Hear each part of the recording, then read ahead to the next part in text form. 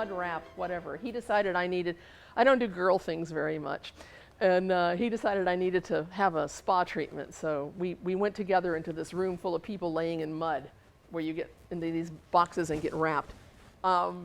He died of AIDS 2 years later and was quite ill at the time, actually. It was sort of his final trip to Europe.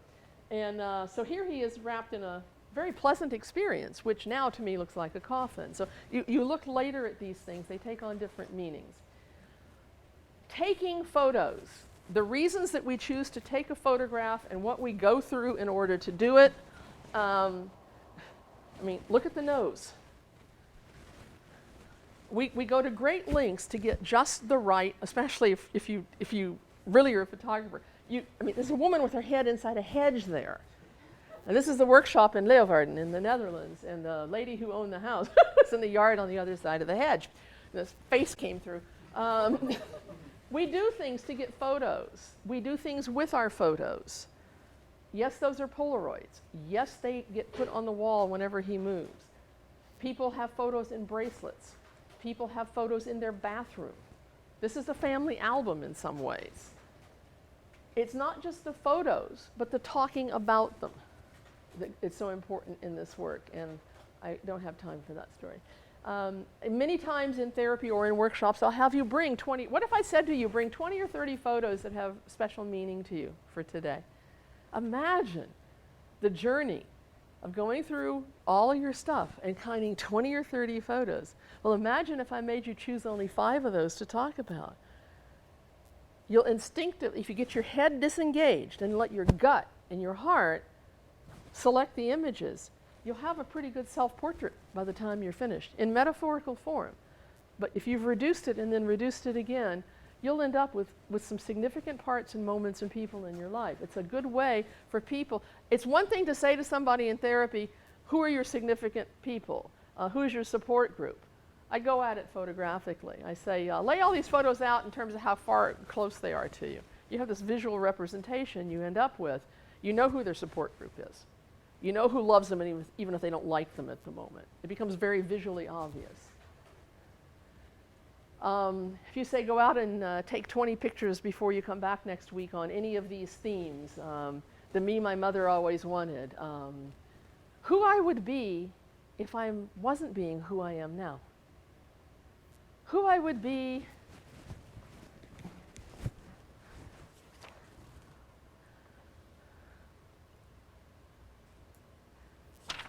the me nobody knows. Who I would be if I could be anybody I wanted.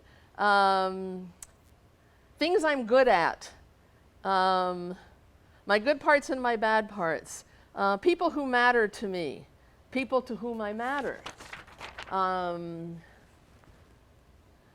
My life before drugs and my life after drugs, if I can stop. This is the moment when I realized I was addicted.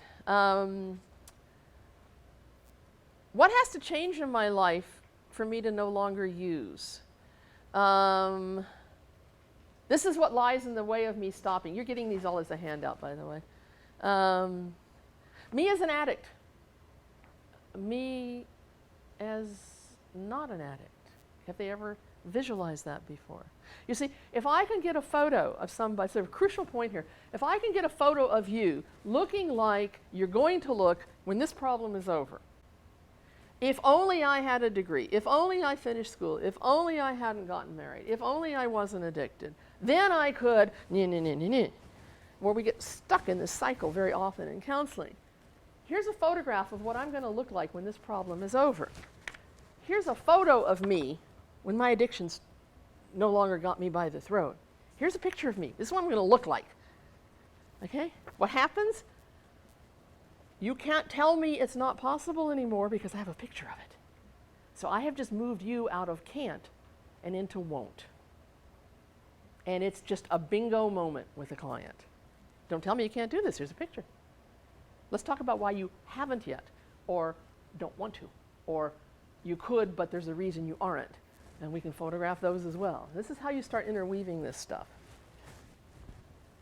So this is an assignment, it's very simple. This is go out, things that are important in my life. I mean, sometimes we focus on the problem so much Who are you when you're having fun? What do you look like when you're having a good time? What are the things that make you happy? Who are the people that you enjoy being with? Show me your home and why you like it. These are things I like. And this is the same assignment across one group of people in a workshop, in a training workshop. They are doing the same assignment. Look how differently human beings do things. And you want me to develop an assessment tool, right? Yeah, sure. My assessment technique for clients, it's very simple. What is the problem? What seems to be the problem that brought you here? Who is it a problem to and why? How are you going to know when it's over? You give me those answers, I can work with you for hours. What seems to be the problem that brought you here? Who is it a problem to and why? How are you going to know when it's over?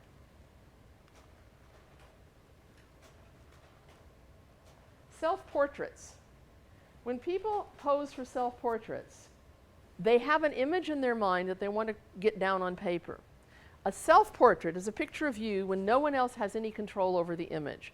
For clients who are traditionally disempowered, whose lives are run by therapist, counselor, social worker, welfare worker, financial worker, blah, blah, blah, blah, blah, it's really nice to say, here's the camera, get the picture of yourself. Or, here, I'll hand you the camera, but you're going to be like a little cable rees. I want you to do this, and I want you to get me from here to here, and I want the tree coming out of the back of my head, and when I go, now, I want you to take the picture. Now, then the person has just gone click. I still call that a self-portrait because the client has had all the power, all the decisions. So self-portraits. This is a lawyer who said, let me show you how I'm feeling. It's better than talking about it. That was my ruler he had across his neck. I told people, a couple, to come back with pictures of their relationship. Yes, those are chickens. I'm at a party with a bunch of kids, and this child says, take my picture. I say, fine. I turn around, and he's doing that. Now, do you read a whole lot into that and decide, oh my God, he's suicidal? Do you ask him, or do you look at it and think, well, maybe he saw this on television last night? Like, how seriously should I take this? Is this abuse? Is this child, if he's suicidal, I have to report it. I mean, it's one of my ethical rules of my profession. What do? You ask the kid. Hey, what's with this picture? If there were 3 more in the series, what would the next 2 look like? Do you want to hang it on your wall? What would be the title you would put under it? What would it say if it could speak? If you did shoot off your tongue, then what? Would it solve something or make something worse? I mean, you start engaging over the photo. People take pictures of themselves. She is holding a cable release. She lived in this house for a long time, and they decided to tear it down and build a high-rise, and she had absolutely no power over being evicted. And so she photographed her rage.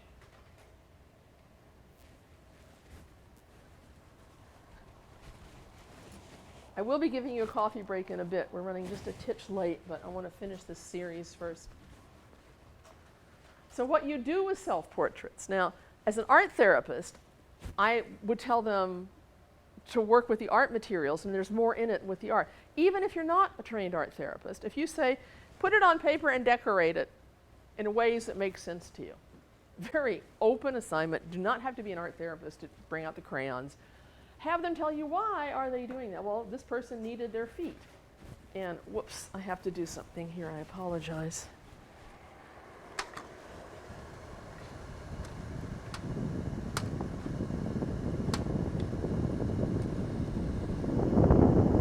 This is something because I have a very strong sense of ethics, and there is someone who took a workshop of mine and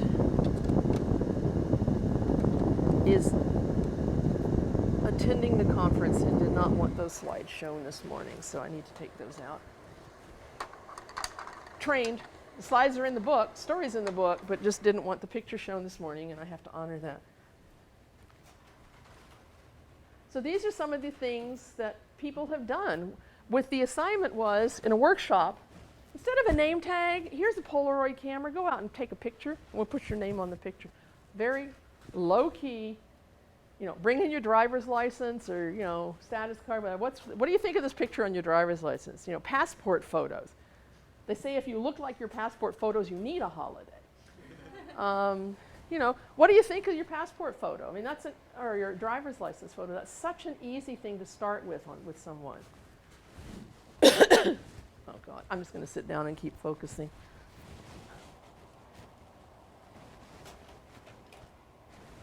You can do psyche and shadow. You can do inside and outside of my head. You can do duos of any kind and literally hold them as if in empty chair technique dialogues.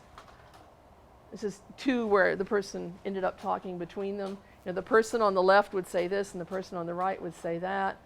Now, albums, I work a lot with people who are supposedly going to die. And they forget that we all are. We've all been dying since the day we were born. None of us get out of this alive.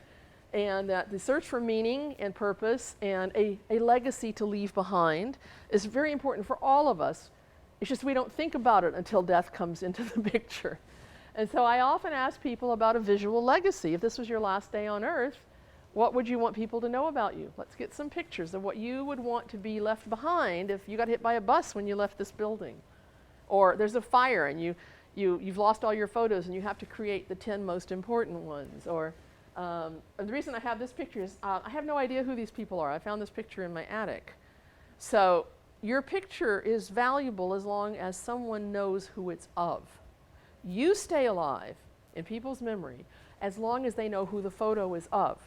This was my great-grandmother, whatever, So those of you who are working with people, not just geriatric, but all people, it's not the pictures of these two people, it's the relationship expressed in them.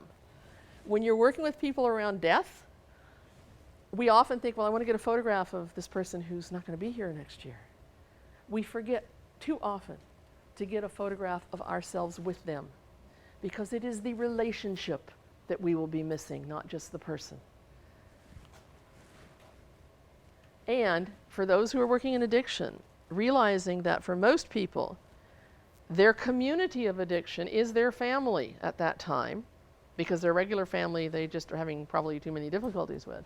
You ask someone to go clean, straighten up, stop using, get clean, and go live in a different part of the city and stay away from the bad part of town, you're asking them to leave their friends and family. And if you can't help them build up a new support group or other people who can substitute that won't drag them back down in the addiction, the loneliness, if nothing else, will sabotage their steps. And so it's often useful to say, let's take a photograph of the people who are important in your life, even if they are addicts, because when you leave this world, you will not be seeing them the same way, and you may not be seeing them at all. You need to prepare to grieve the loss of being an important member of that community before we move you on to a new one. I've seen far too many sabotages for that reason. Now, these things about photos now and later, okay? This is her, same child, at 16, holding the photos from before, and she's the one who told me, do you still have my picture? And I said, yes, and she said, oh, good, then I'm still safe in your heart. Now, that child, because this was 30 years, that child's now 33, and, I mean, older than some of you in the room, so, things change over time. She still goes back to these pictures. Personal story. I turned 60 last summer, and on my 60th birthday, we went on a boat trip up by Chatterbox Falls, up the coast. And my husband took this picture, and I looked at that, and I said, there's something about this hand on the hip and this tilt of the head, something I really, really, really like this picture. It brings some sort of good feeling in me. Now, the other pictures of the day, those are nice, that's nice, that's nice. That one, I couldn't figure it out. Warm feeling, I really like that. It's like an archetypal picture for me. And it wasn't until I went to my website later that day. I don't know how many of you seen my website. Anybody? Okay, my bio page. As you can tell, I don't take myself all that seriously. The first picture on my bio page is this.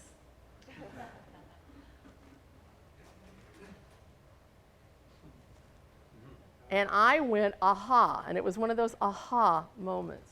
Now, this one got conscious. They don't always. People walk into your office, you have photos on the wall, it may trigger somebody into something totally far away. similarly, watch out for transference and countertransference, because their photos can trigger something in you that you're not even aware of consciously. Now, I have a friend who was a client over 7 years ago, so he can be a friend, who is Cree. And he was put out for adoption. It didn't work. He ran away at age 11, hit the streets, started dealing, started drugs at 13, was an addict by 15, found his father on the street. His father showed him how to use a needle so he wouldn't kill himself. And they shared an addiction for many years. This guy grew up on the street. He was an addict for 12 years, tested positive for HIV. And on the day he tested positive for HIV, he decided either he was going to live or he's going to die. And he made the choice to live, and he went into treatment. And he cleaned up. And I have pictures of him during that process in a moment. But this is just to show you his parents, who he never knew as a couple. The picture in the middle are his mother and father when they got married. Now, he never lived, I mean, he had a terrible childhood. It was just real sad. And he never saw his parents together again after he was 9. And so what he did, since he was afraid he'd lose his photos, is he had them tattooed over his heart.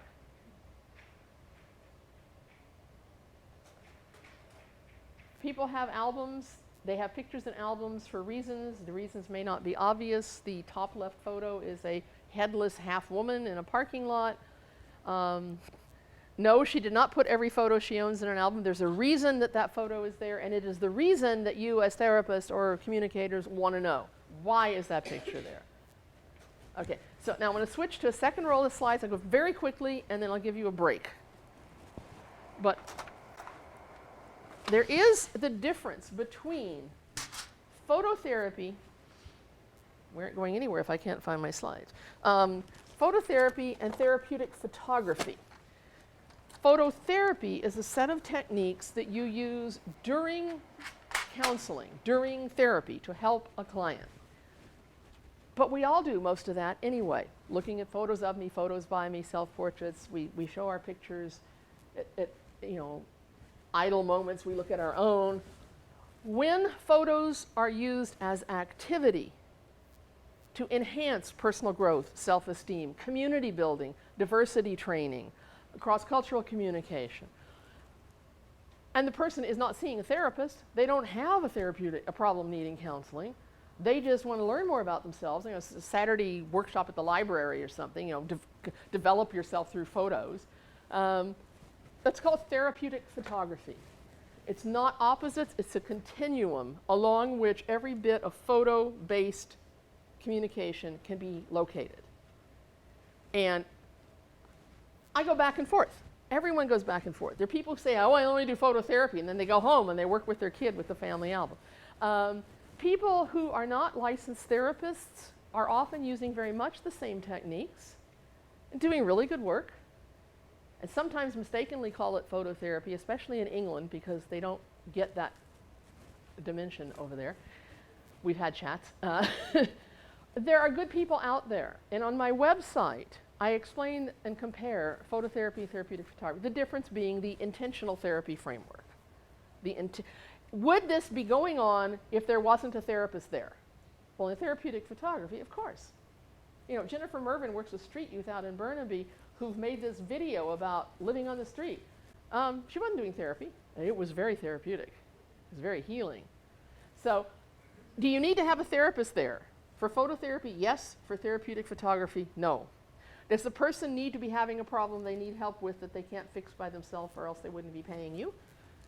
Are they having a problem? Are you doing counseling? Phototherapy, yes. Therapeutic photography, no. Does it require a licensed therapist, a trained therapist to do it? In my books, phototherapy, yes.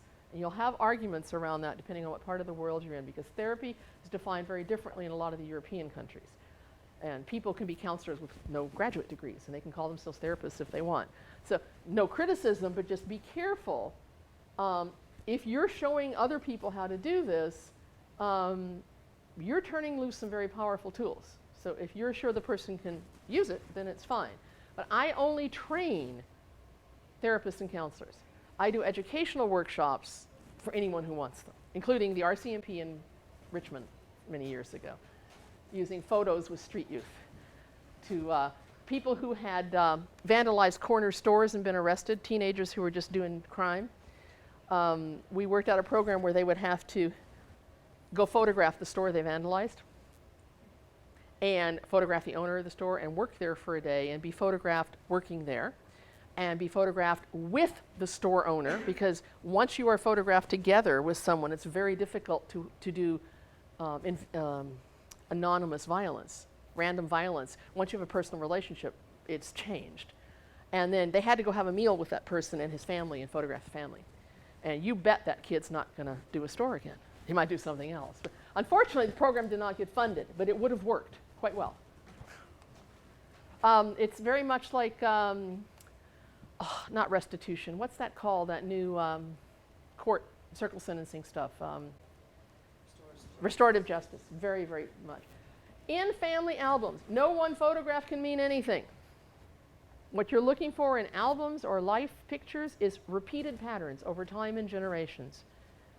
Every year there's pictures of this, that, and the other, and 1 year there isn't any. Did the family have an illness? Was there a divorce? Was there a death?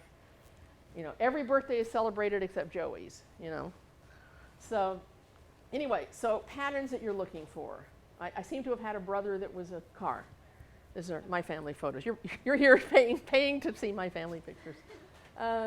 Gender role pattern. What do women and men do in this family? What is traditional? What patterns do you see year after year? Do people always habitually stand in the same place if they choose where to stand? And why might that be?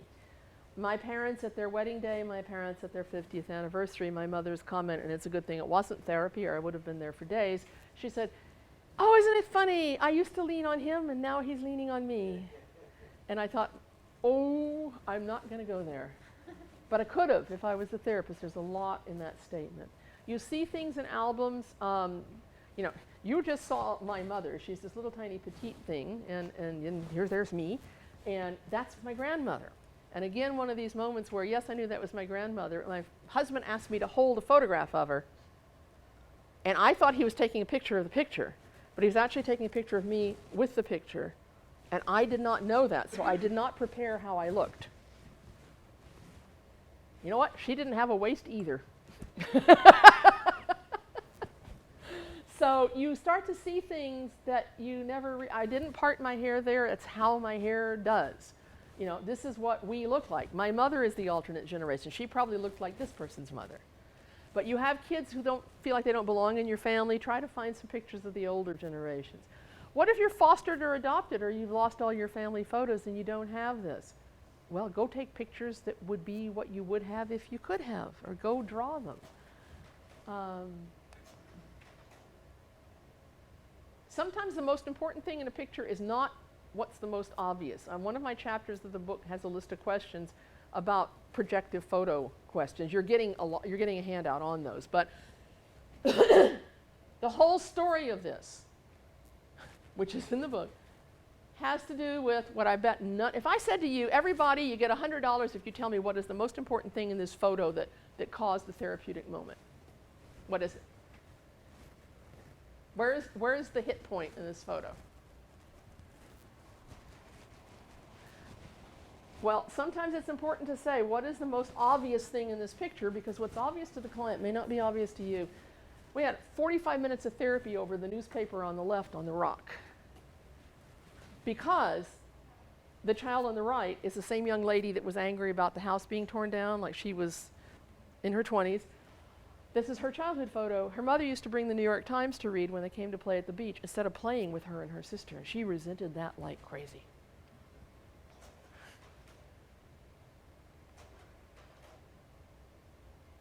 Same child went back to Klimtu, doesn't speak, doesn't hear. People there don't do sign language, and although her father was the local, ran the fish boats up there, and her mother ran the store with her grandmother, her mother was not literate, and neither was her father, so they couldn't read and write. She couldn't talk or hear. We took an album and said, okay, Susan, pictures you want to show people up there of what your life is like here. Your book, your title, you write it, I don't care about the spelling, you take the pictures, you do the work. We got a map of her value system that I could have not gotten any other way. What is important to her? Kids at school, her bicycle, her friends, her family, eating, shoes, she had more than one pair of shoes, She took the album back with her, and serendipitously, her mother, who's very bright, looked at it, looked at a picture of eating, found another picture with a clock, did like this, pointed to the picture of eating, pointed to her. It's like, you be home at 6 o'clock to eat.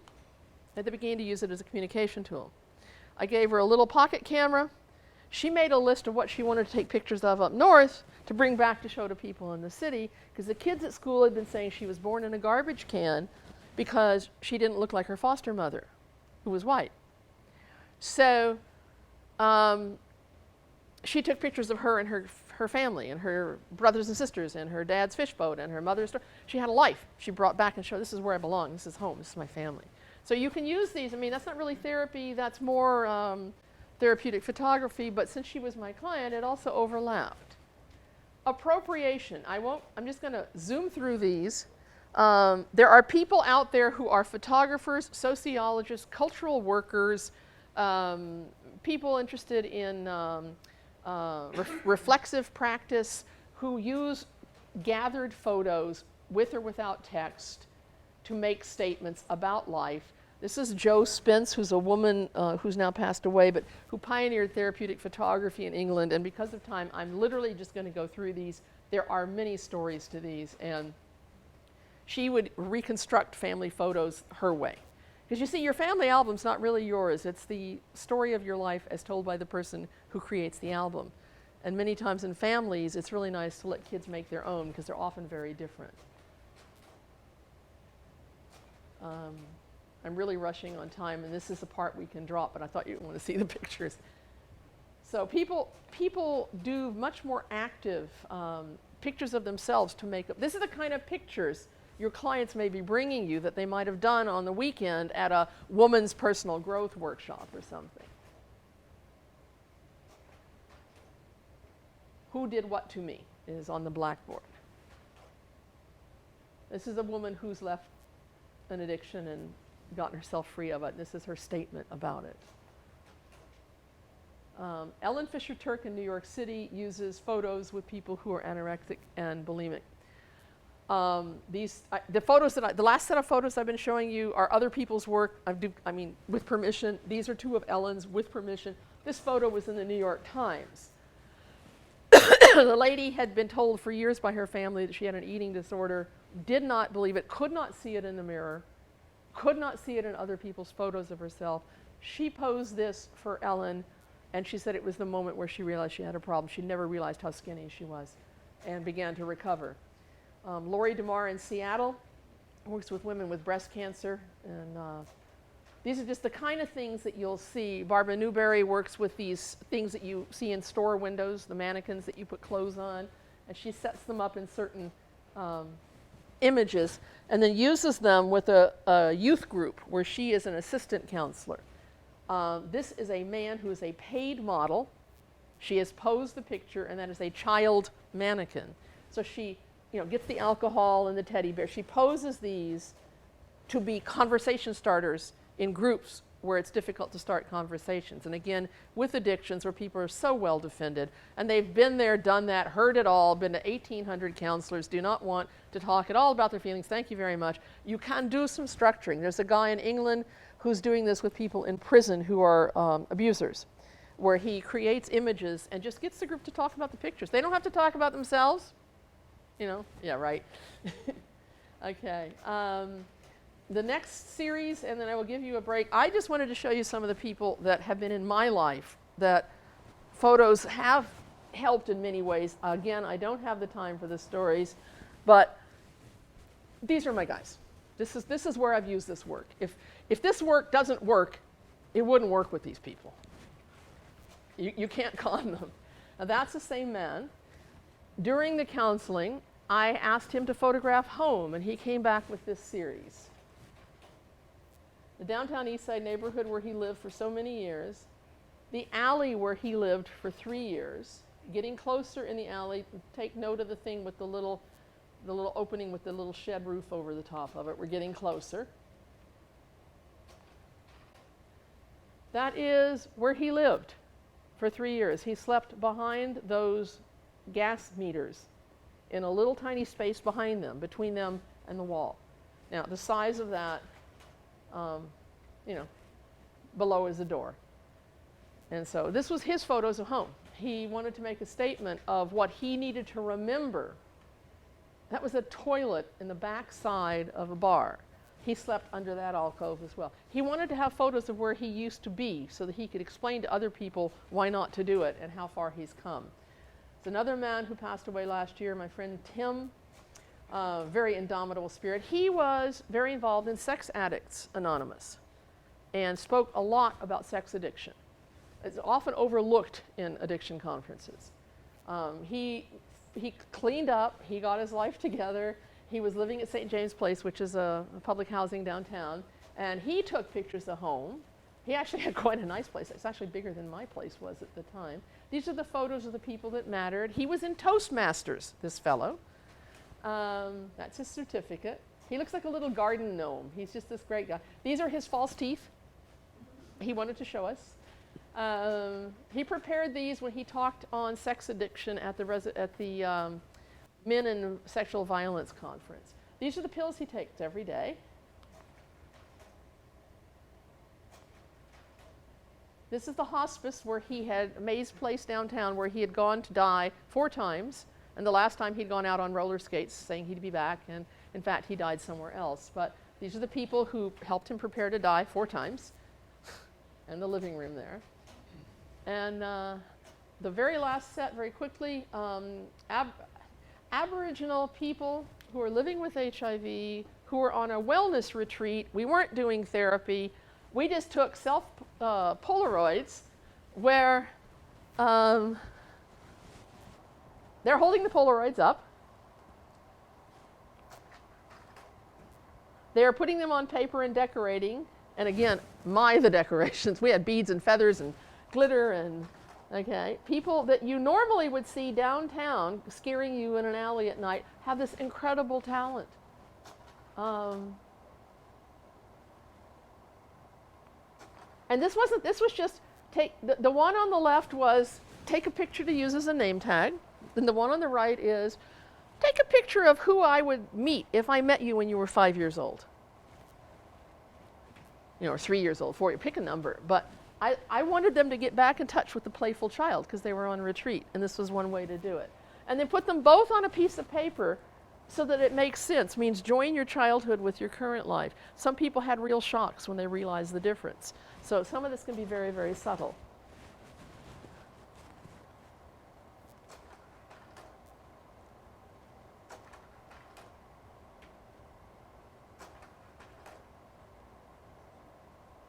Why is this there? Why is that? The stories were very long.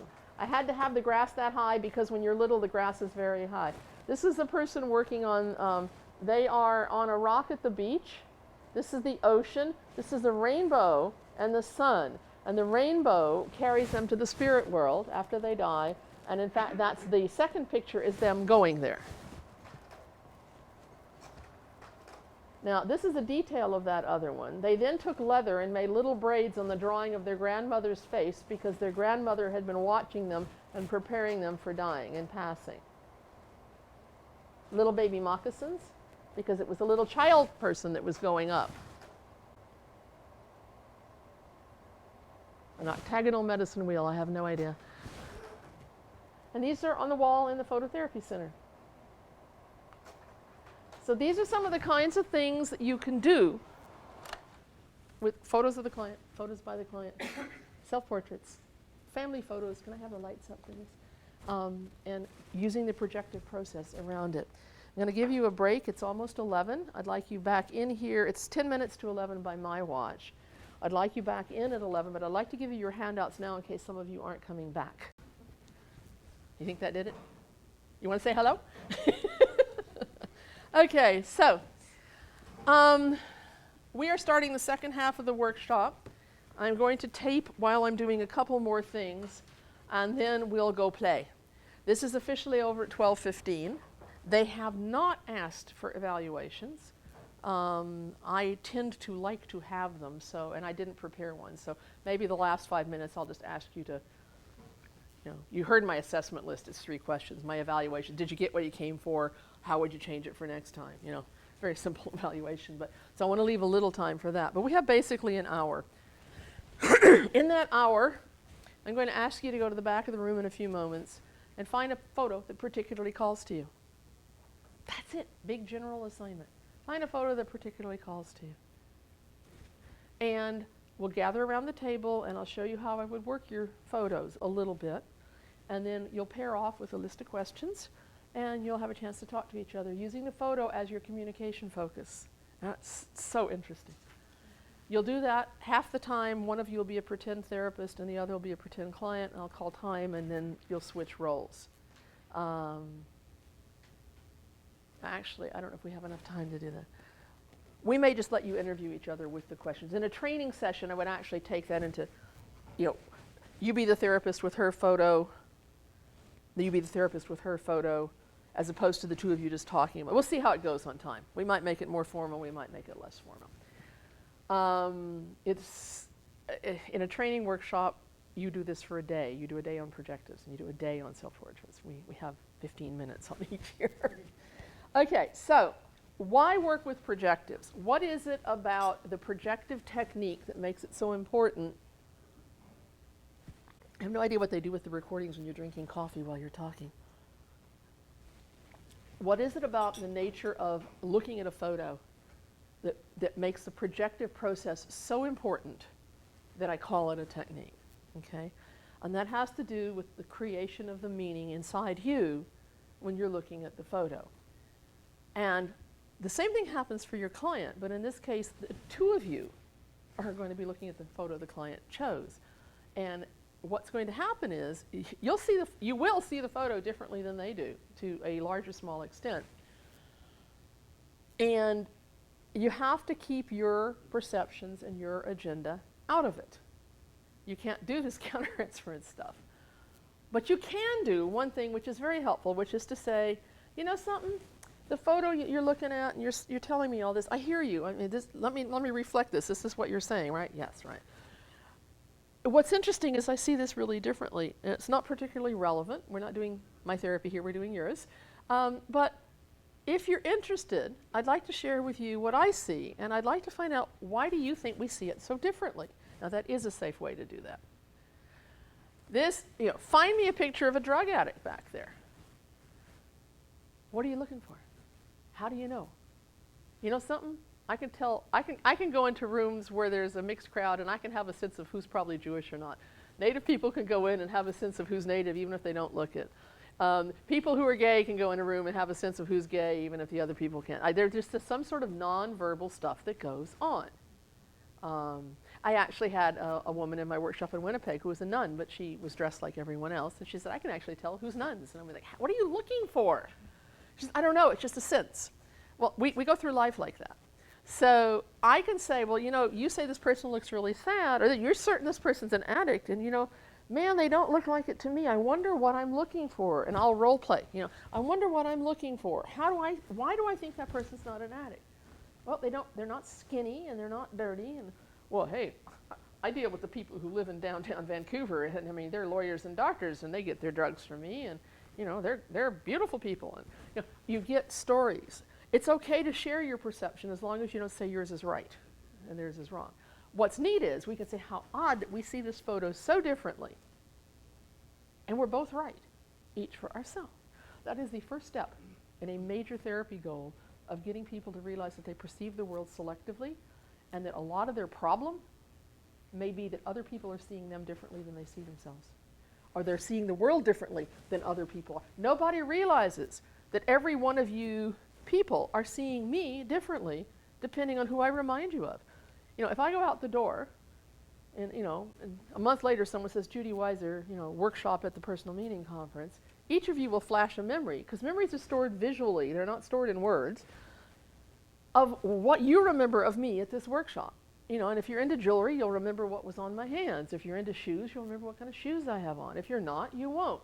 We forget that everybody is like this, and we have people who are in counseling feeling very disempowered and very, something's wrong with me, and I don't think there's anything wrong with me, and they think I have a problem, and I don't have a problem, and what's your problem? And I'll sit here, but you aren't going to change me, and you get all, and you need them to understand that you're seeing their world differently than they are, and it's not a matter of right or wrong, but their way is causing them problems, and perhaps they'd like to see it differently without disengaging from their reality. I don't want to disempower their perception of themselves, but I'd like them to see that they could be seen differently. So this is what a lot of this is based on. I have 2 handouts for you on theory. One is called Making Sense and Sensing Meanings, and it talks about how stupid it is that counselors aren't trained to use photos to assist the counseling process, about the way people make sense, and that we don't make sense through words, we make sense through visually coded memories. The second handout talks about sort of selective perception and why to make changes, and very, very briefly, an anecdote here that I think is important. How many of you wear contact lenses? Hard ones, or anybody wear hard ones? Gas perms? Oh God, I am a dinosaur. All right. I have gas perm lenses that are hard. If I drop them on the floor, they bounce. If they're clear and they bounce somewhere else, I won't be able to find them. They don't make clear ones anymore. They only make those that are tinted very slightly blue. Very, very, very, very light, light, light blue. Like this is light, light, light yellow. So I get up in the morning, I put in my lenses so I can see, and I walk around all day long, and I see fine. I even have bifocal lenses. I see perfectly fine. And I go home at night. Just before I go to bed, I take the lenses out, and I look up, and everything's gone a whole little bit lighter yellow. The whole world has shifted yellower because I've just removed my blue filters. It's like sunglasses. You don't realize they're on until you take them off. All day long, I am seeing the world through slightly blue filters that I'm not aware of there until I remove them. And it's my position that we do that all day long with a whole pile of layers of filters through which we view the world and decide what's important and what isn't, and who matters and who doesn't. And that guy with the turban looks scary or not. And this person with that color skin reminds me, all of these things by which we make our way through life, filtered by personal, family, social, cultural, class, gender, race, whatever, filters. That's a big funnel of reality that has come up to me being at this moment in time that produces how I see you and the sense I make out of encountering you. And I forget that you've got a big funnel of all those experiences and filters that you and I are meeting. And we think we're going to communicate. We come from different worlds. Even if we're twins, we come from different worlds. So that's what this handout is about. And it ends up with therapeutically working a photo as a projective stimulus can help therapists explore clients' unconscious value system and make more visible the underlying symbolic map that reflects how they view or construct the world around them and define who other people are. The resulting personal attitudes and beliefs then form their expectations of others and of themselves, and they're reflected in how they evaluate the meaning of what is said and done to them. In order to help clients make the changes they desire, therapists need to first be able to see the world through that client's own eyes and discover their own unique reality filters, those differences that make a difference to them, even though not always noticed by the therapist.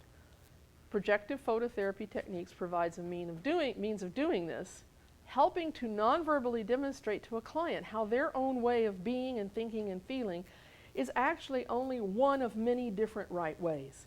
Without that discovery, devaluing or demeaning or disempowering their own way.